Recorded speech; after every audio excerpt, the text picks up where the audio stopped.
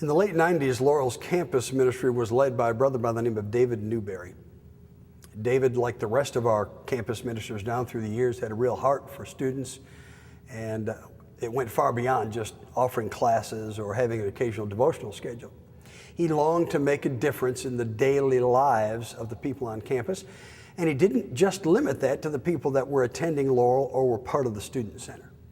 David wanted to make an impact on all of the students at UT. He was joined in this passion by his wife, Donna, and Donna had a wonderful idea. Donna noticed that there was a growing number of international students attending UT.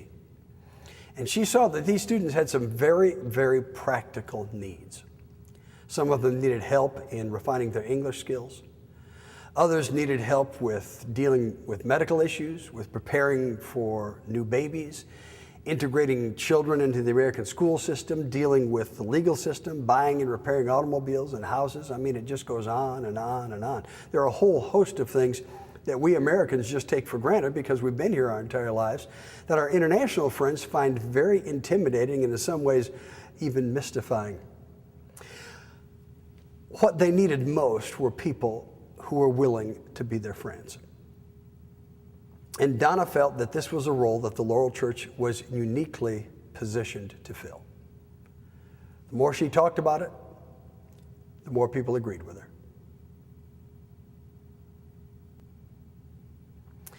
The Laurel International class began meeting in January of 1991.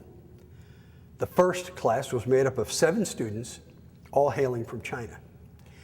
Today, in the course of a year, we'll typically have about 100 different students that will come through the program at one point or another. And on any given Wednesday night, this room behind me that we call Friendship Hall is filled with dozens and dozens of students and their reading partners. Most of our students are Chinese. We have some Korean and Japanese students as well. They're a tremendous blessing to us. But mostly our students through the years have been Chinese. And through the years, this has created a very special relationship between the Laurel family and the Chinese people and Chinese culture. At this church, we love China. Among other things, we support missionaries in China. We send teams a couple of times a year to do some of the same things in China that are being done here in Knoxville. Specifically, we use the Bible to help people improve their English language skills. In the 20 years that this class has been meeting, we have not spent one dime on advertising. Our approach has been simply to befriend our students, serve them in whatever way we can, and then let our friends tell their friends who tell their friends. And as a result, God has blessed it. From the beginning, it was decided that our international class would avoid indoctrination. You don't have to be a Christian to attend the class, and you don't have to become a Christian to stay in the class, and all that is by design. We do hope that our students will become interested enough in what we're doing and what we stand for to ask some questions and maybe wonder about our faith. But mainly, we see the international class as a practical way to demonstrate the love of God. Through acts of service to international students trying to negotiate their way through American culture, the Laurel family has developed a very unique love for the people of the world. What started as a simple attempt to help our international students has turned into a major blessing for us. And so to our international students today, we say thank you.